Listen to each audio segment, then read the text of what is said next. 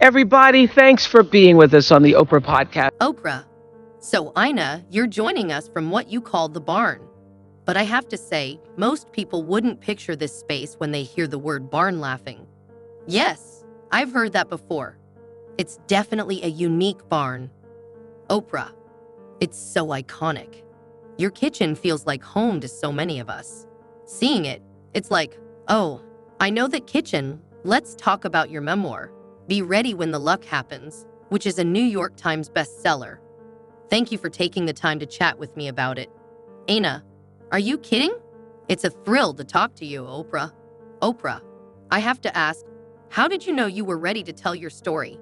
On page 293, you write, I spent so much time avoiding the painful periods in my past, especially my childhood, that I wondered if I'd be able to open those doors and face what was behind them. I've read a lot of memoirs, Ina, but this one stands out. It's beautifully written, raw, vulnerable, and so generous in spirit. Truly one of the best I've ever read. Ina, humbled. Thank you. That means the world to me. Oprah, and I mean it.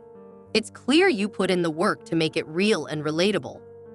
Writing a memoir is no small feat, and you even did research on your own life, visiting old homes you've lived in, going through decades of letters with your husband, Jeffrey. That level of dedication is remarkable. Ina, I didn't actually set out to write a memoir. I just decided to start and see where it went. I worked with Deborah Davis, an amazing researcher who interviewed me and recorded my stories. She brought me back to places I'd been, asked me questions, and helped me remember things I'd forgotten. At first, I wasn't sure if my life would be interesting enough for others to read. I even told her, if at any point this doesn't feel compelling, I'm pulling the plug. But Deborah had faith, and as the process unfolded, it changed how I viewed my life. Oprah, how so? Ina, I always thought I'd been incredibly lucky. I'd look back and think, I did this, then that, and somehow it all worked out. But writing this memoir forced me to see how the dots connected. I realized I'd been preparing for each step of my journey without even knowing it. For example, when I opened my specialty food store, I'd already taught myself how to cook, so I was ready, even though I didn't feel that way at the time. Writing this book made me see that every step built on the one before it. Oprah, that idea of connecting the dots is so powerful. People often think finding purpose is about some big thing out there. But really, purpose is something we create every day. When we look back, the thread connecting all those dots is our purpose, even if we didn't recognize it at the time. Ina, exactly. Oprah, your memoir, Be Ready When the Luck Happens, captures that beautifully. I remember when I first heard the title, I thought, that's interesting, coming from Garten. It reminded me of a conversation we had years ago at the Matrix Awards. Ina, laughing. Oh yes, I remember that conversation, and maybe a love tap in there somewhere. Oprah, laughing. A love tap, definitely. Oprah. Ina, I remember having a conversation with you back in 2010 at the Matrix Awards. You spoke about luck over and over again in your acceptance speech. And I remember thinking, wait a minute, you make your own luck, nah? Laughing. Yes, I've always said I was just really lucky. Oprah. But in my mind, you were already this iconic, powerful figure. And hearing you attribute so much to luck, I thought, no, there's more to it. I believe luck is preparation meeting opportunity. So anytime someone says, I was just lucky, I always wonder what work they did to make that luck possible. Ina, that's so true. Oprah, so where did the title Be Ready When the Luck Happens come from? Ina, it came from my dear friend Rob Marshall, the Broadway and movie director. When he was in his early 20s, he was the dance captain for Liza Minnelli's show. One day, Liza told him, be ready when the luck happens, and it stuck with him forever. She meant that you have to do the work so that when opportunity strikes, you're prepared to seize it. When I was almost done with the book and still didn't have a title, I started reflecting on my journey. I realized that while I'd had moments of luck, they only mattered because I was ready for them. I'd done the work. That's when I thought, this is what my life has been about. I asked Rob if I could use that line as my title, and thankfully, he said yes. Oprah, it's perfect. Titles shape how people connect with a story, and this one is so intriguing. You pick it up and immediately think, I want to know what this is about. Then, as you read the book, it becomes clear just how much the title reflects your journey. I was especially moved by the part where you write about your childhood. I was trapped in a cycle of neglect and abuse. My parents didn't believe in me or my potential, yet they held me to impossibly high and arbitrary standards. If my father told me to do 6 things and I accomplished only 5, there was hell to pay. Even though it's heartbreaking, it's also inspiring because it shows how the trauma and challenges in our lives can later be turned into power. Is that what you experienced, Ina? That's exactly why I shared my story. Like you, Oprah, I know you've turned your challenges into strength as well, albeit in a different way. I didn't tell my story to say, look how bad my childhood was. Plenty of people have had worse childhoods. I wanted people to know that they can make a decision with enormous determination to change their lives. When I was 15, I remember making a conscious decision. I'm not going to live like this. I decided that if I ever dated someone who even raised their voice to me, I'd be out of there. I wanted to surround myself with people who were supportive and positive. Oprah, that's such an important realization. What's so interesting about your story is that, from the outside looking in, someone might have thought you had a perfect life. They'd see your family and think, that's the family I'd want to belong to. Oprah, you've shared that your father wanted your family to appear perfect, and from the outside it did. But your story reminds us that nothing is ever as it seems. Ina, absolutely. When Jeffrey met me at 17, he thought I had the perfect family. My father was a doctor, my mother ran a real estate business, and we lived a very upper middle class life. I went to great schools, and everything seemed ideal. But as I've reflected on my childhood, I now understand how stressful and wrong that environment was. Oprah, it's incredible how long it can take to fully process those experiences. Ina, it really is. As a child, I thought, this is just how life is. It wasn't until I was in my 40s that I could look back and realize how deeply those early experiences had affected me. Oprah, one of the most beautiful aspects of your story is how Jeffrey helped you find your voice. You've mentioned that many times. How did he do that? Ina, Jeffrey was the exact opposite of my upbringing. He never told me what to do or how to do it. Instead, he always believed in me and encouraged me to follow my passions. He would say, do what you love. If you love it, you'll be really good at it. Oprah, he was so ahead of his time, especially in the 70s. Ina, he really was. When we got married in 1968, he told me, you need to do something with your life. Otherwise, you won't be happy. I'll never forget that. And just the other day, when my memoir hit #1 on the New York Times bestseller list, he turned to me and joked, you really need to do something with your life. It brought us full circle and reminded me of where we started. Oprah, he's been your biggest supporter from the very beginning. Ina, absolutely. He believed I was capable of great things and that I would be happiest when doing work I loved. Oprah, speaking of your work, it's almost unbelievable to think that in 1978, you were at the White House writing nuclear energy policies. Ina, it's crazy, right? They trusted a 25-year-old with that. Lass.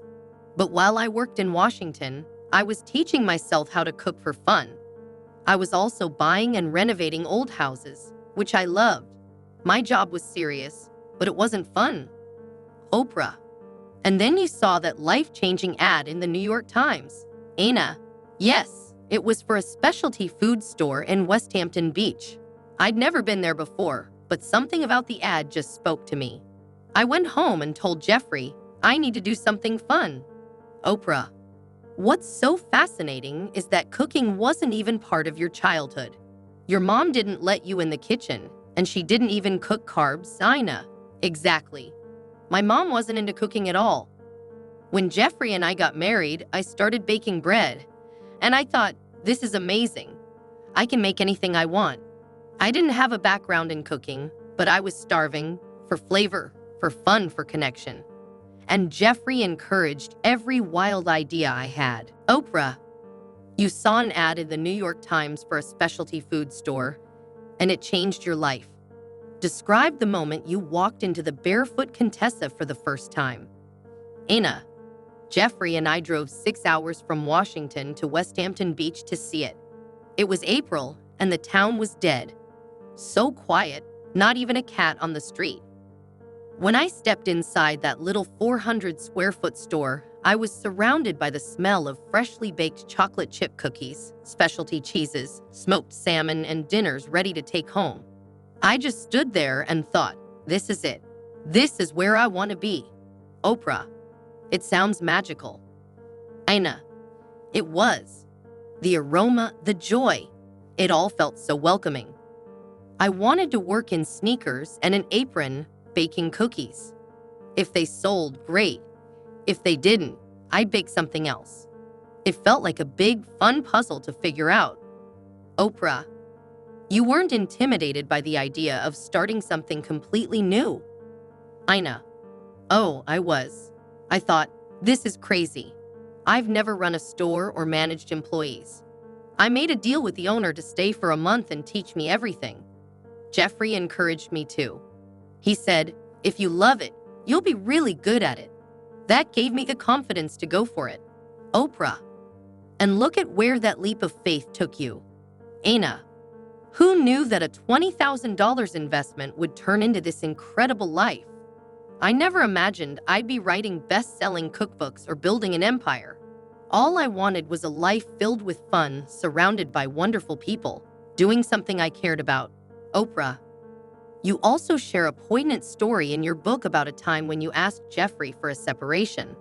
What was going on? Ina, it was the 70s, a time when many women were re-evaluating their roles. When Jeffrey and I got married in 1968, we naturally fell into these traditional roles. I cooked, he handled finances. But once I bought the store and had my own business, I felt confined by those roles. Oprah, how did Jeffrey respond? Ina, as always, Jeffrey was supportive. He said, if you feel you need to be on your own, then that's what you need to do. We took a 4-month break. He traveled the world with the State Department, and at the end of the year, we met in Palm Springs. We sat down, talked about what we each wanted, and figured out how we could both pursue our dreams. That's his gift. He never says, this is what I want. It's always about what works for both of us. Oprah, he sounds like the perfect partner. Ina, he really is. His wisdom and generosity of spirit are incredible. I even wrote cooking for Jeffrey as a love letter to him. We could probably write another book just on his philosophy for life, Oprah. You also mention a period when you were working nonstop and decided to see a therapist. That was a turning point for you. Ina, it was. At the time, I was working all the time and wasn't having fun anymore. Jeffrey was away Monday through Friday, and I filled those days with work. When I went to therapy, I told her I'm not having fun. She asked me, what would be fun? And I didn't even know. Oprah, what did you discover? Ina, we did a lot of important work, but that first question helped me realize how disconnected I'd become from joy. Therapy helped me prioritize balance and figure out how to live a more fulfilling life. Oprah, it sounds like therapy, much like your partnership with Jeffrey, helped you find clarity and rediscover what matters most. Ina, exactly. Both have been instrumental in shaping the life I love today. Oprah, you mentioned that during a particularly challenging time, your therapist encouraged you to find something that wasn't work-related but would be fun. What happened next? Ina, she asked me, what would be fun? And I had no idea at first. But then I thought, maybe a red Mustang convertible, maybe a masseuse. That week, I rented the convertible, and it was so much fun. I also hired a masseuse who's been coming every Sunday at 6:00 p.m. for the past 40 years. Oprah. Wow, 40 years? Ina. Yes, isn't that amazing? I still have a convertible, not the same one, but it reminds me of that pivotal moment. Sometimes, when you're stuck and life feels heavy, it's hard to know what would bring joy. But those simple choices helped reconnect me to fun, and they still do. Protecting your vision, Oprah. You said that when you wrote the Barefoot Contessa cookbook, you had to fight hard to protect your vision. The publishers wanted to mold you into someone like Martha Stewart. What did that experience teach you? Ina. It taught me to trust my instincts. If you stay true to who you are and believe in your vision fiercely, others will believe in it too. It's not about trying to become someone you're not. People recognize and honor authenticity, Oprah. That's such an important lesson, especially for young women. Ina. Absolutely. I see it like being on a train. People will try to pull you off track, but if you're sure of your direction, you stay the course. That said, I always take in ideas from others. I talk to creative, smart people, gather input, and collaborate. But at the end of the day, it's my job to choose the path forward. Oprah. How do you balance trusting your vision with staying open to feedback? Ina. I listen to everyone in the early stages and consider their perspectives. But once I've absorbed all the input, I trust my instincts to make the final decision. It has to feel right for me, even if it wouldn't work for someone else. Creating a positive work environment, Oprah. You've also emphasized the importance of treating your people well. In the early days of Barefoot Contessa, when your team worked grueling 22-hour days, you always celebrated them. Ina. Yes, it's so important. Back then, most of my team were young college kids. At the end of the summer, we closed the store with a big party to thank and celebrate them. I believe in working with happy people, and you have to invest in creating that kind of environment. Oprah. It sounds like you've carried that ethos throughout your career. Ina. Definitely. For me, work should be fun. When you surround yourself with happy people, everything runs better. Top lessons learning, Oprah. After decades of running your business, what are your top lessons for success? Ina. 2 things stand out. First, I focus entirely on what's in front of me. I do the best job I can today, and then I organize everything to be ready for tomorrow. I don't have long-term goals or 5-year plans. Oprah. That's surprising. No 5-year plans? Ina. None. I've found that when you're too focused on a distant goal, you might miss unexpected opportunities. For example, I never imagined I'd end up on television. That wasn't part of any plan, but it turned out to be a wonderful path. Oprah. I love that. I've lived by a similar philosophy. Living each moment fully and doing your best leads you to the next opportunity. Ina. Exactly. It's about being present and open.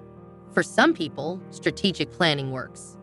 But for me, it's all about trusting the process and letting life unfold. Oprah. Jeffrey once told you that you can't always tell your good breaks from your bad ones. That's such a great quote. Ina. Yes, it is. Jeffrey really has a way with words. What he means is that sometimes something bad happens, but it may end up being the best thing that ever happened. It often opens up new opportunities that you wouldn't have considered otherwise. Oprah. It's fascinating how that plays out in real life, isn't it? Ina. Absolutely. On my show, Be My Guest, many of the people who've been guests had something terrible happen to them at one point. But instead of letting it hold them back, they pushed through, and it led to their success. Often, that bad thing turned out to be a necessary part of their journey. Oprah. That's exactly how it works. I believe that the people who are most successful are the ones who take everything, both the good and bad from their past, and use it to create luck for themselves. Do you see how that's played out in your life? Ina. I think my force came from being determined not to recreate my past. I didn't want to live in that same world, so I made a conscious choice to create a different one for myself. It's interesting, though, because many people end up repeating patterns, often marrying someone like their parents, even if they swore they wouldn't. Oprah. It's true. Familiarity is comfortable, even when it's not ideal. Na. Exactly. Growing up, I wasn't always comfortable, but I learned to become okay with discomfort. I used that feeling of unease to push myself further. For example, starting a specialty food store when I had no experience. At the time, I didn't think it would work out, but I gave it a shot anyway. And it always turned out better than I expected. I just kept taking on challenges, one after the other. Hobbies, jobs, and trying new things. Oprah, you had such an eclectic career path. From being an airplane pilot to working in a bookstore, and even at a strip club. You've tried so many things. Ina. Yes, I've tried a lot of different things. And I think it was really important to explore, to jump into the unknown. My therapist once compared it to standing at the edge of a pond, convinced that it's dangerous, but until you jump in, you won't know if the stream will carry you to where you're meant to be. Once you're in the water, you can tell if you're flowing in the right direction or knocking against the riverbanks. Oprah, that's a beautiful metaphor. You just have to dive in to see what's right for you. Ina, exactly. You can't plan everything in advance. Sometimes you just have to try different things and see where they take you. It's how I found my way at different points in my life, and it's been incredible. The role of food in our life. Oprah, I love how your book is a journey into food, full of recipes, yes, but also your creative process. You wrote something that really resonated with me. The food we enjoy most connects to our deepest memories of when we felt happy, comfortable, and nurtured. Ina, that's so true. I didn't have many comforting food memories from my childhood, unfortunately. My meals weren't what people would typically call comfort food. But I think I've spent a lot of time craving that sense of comfort. It's like when a child is forbidden to have candy, they want it even more. Oprah, that's so relatable. Ina, yes, my mother was always more likely to offer an apple than a cookie. She'd get annoyed if I asked for a treat. So I think that sense of restriction made me want those kinds of foods even more. Oprah, no one ever thinks an apple can replace a cookie. Ina, exactly. But I remember when I first got married, I picked up Craig Claiborne's The New York Times cookbook and started making dishes like challah, mashed potatoes, stews, and chili. Foods that felt satisfying and comforting. I think that's what I try to bring into my books, recipes that make you feel at home. When I'm writing a recipe, I always ask myself 2 questions. Does the title make the dish sound appealing? And does the photograph make you want to eat it? That's my starting point. Oprah, it's amazing how your recipes just flow from you. Do you still feel that creative spark when it comes to coming up with new recipes? Ina, absolutely. After I finish a book, my team knows that I'm already brainstorming ideas for the next one. I'll make a list of 50 recipes I want to try, and then every day, I decide which one to tackle next, based on the weather or my mood. If it's a hot summer day, I might go for a fresh salad or something grilled. If it's cold, maybe a hearty soup or stew. I just pull something off the list and dive in. It's a constant flow of ideas. The recipe for success and connection. Oprah, it's clear that your books are more than just collections of recipes. They're like blueprints for building a sense of connection.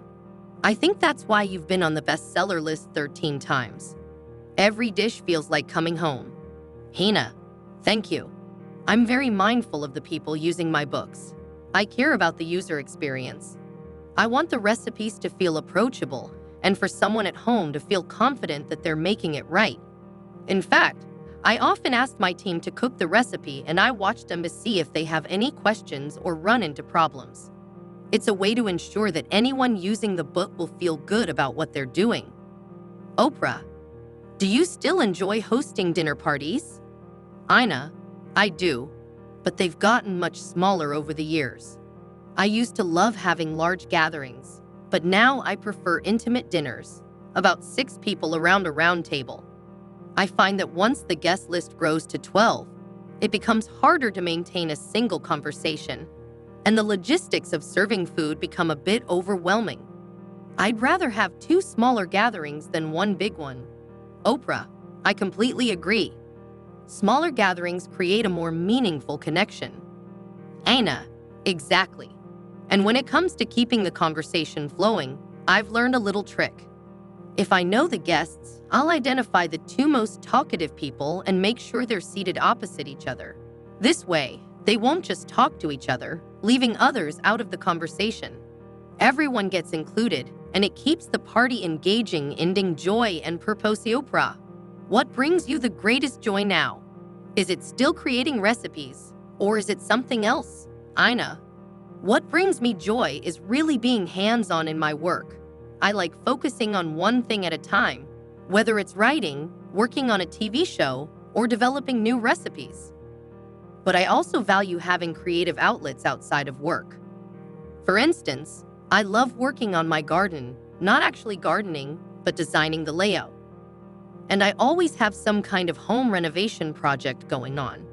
I just like balancing creative work with a personal creative life. Oprah. In writing your memoir, you've had a chance to reflect on your purpose. What do you think your purpose has been? Ina. Writing the book has helped me realize that the work I do matters to people. It might seem simple, but when someone tells me they made one of my recipes for their family, and their family loved it, I feel like I've given them something meaningful. It's about making people feel good and letting them know they matter. Whether it's a recipe or a pot of soup for a friend, those simple acts make a difference. Oprah. Maya Angelou shared a quote with me that I absolutely love. Your lead didn't feel ready, but eventually I realized I had the skills to take it on. And the truth is, if I hadn't had all that previous experience, I wouldn't have been able to seize the opportunity when it came. Oprah. It's amazing how everything comes together when we've done the work. Ina. It's all part of the process. And now, I'm so glad I took those steps, Oprah. Thank you, Ina, for the gift of this book and for sharing your story. Your journey is an inspiration, and your work truly has made a difference in so many lives. Ina. Thank you, Oprah. It's been such a joy. Oprah. You can Be Ready When the Luck Happens wherever books are sold. And be sure to download the audio version to hear Ina tell her own story. If you're listening to this podcast, head over to my YouTube channel to watch the full video.